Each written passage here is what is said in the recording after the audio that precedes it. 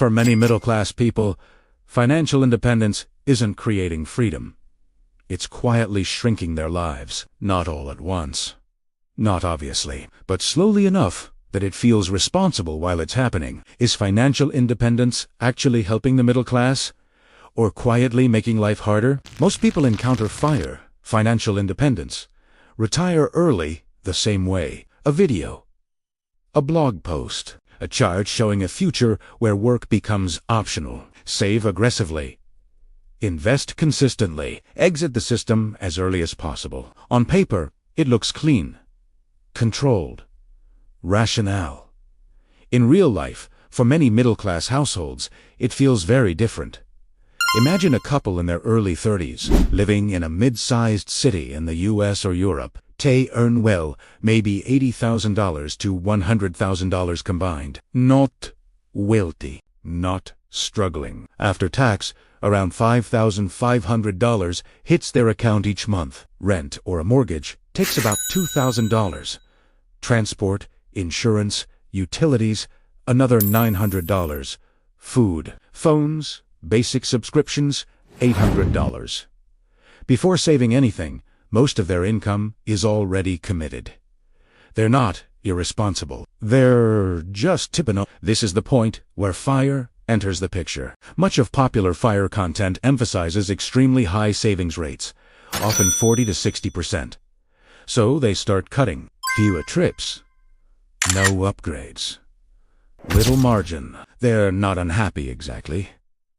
But life starts to feel narrow. They're doing everything right, yet every month feels heavier than the last. This is where the real problem begins. FIRE assumes flexibility that most middle-class households don't actually have. High savings rates feel empowering when they come from surplus. For most people, they come from restriction, and restriction, sustained for years, doesn't just change spending. It changes psychology. Saving an extra $1,500 a month looks powerful on a spreadsheet, but it also means saying no repeatedly to rest, movement, risk, and spontaneity. Over 10 years, that's not just $180,000 saved. It's 10 years lived inside a narrower version of your own life. This is how people who did everything right end up exhausted, anxious, and strangely less free than before. Psychologically, the tension builds quietly. You work harder today, so you can stop working tomorrow. But tomorrow keeps moving. Every unexpected expense feels like failure. Every moment of enjoyment feels like breaking the rules. Instead of feeling independent, you feel monitored, not by your employer, by your own plan. This is how a strategy turns into an identity.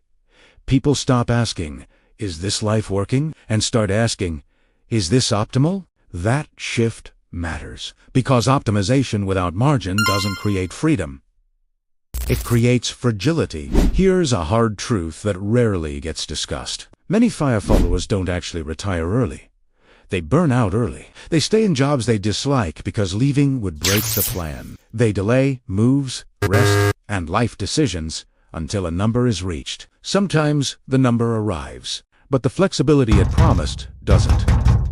This isn't a rejection of saving, and it's not an argument against investing. It's a warning against building a financial life that ignores psychological cost.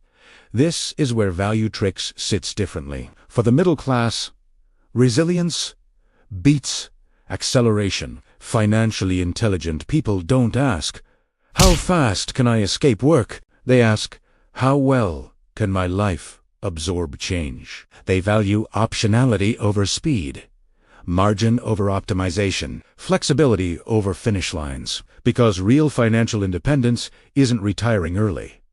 It's not panicking when life changes. A useful question to sit with is this: if your version of independence requires 10 years of constant restriction, what exactly are you becoming independent from? If this way of thinking resonates, you can subscribe to Value Tricks. No urgency, no promises, just clearer thinking about money before the plan costs more than it gives.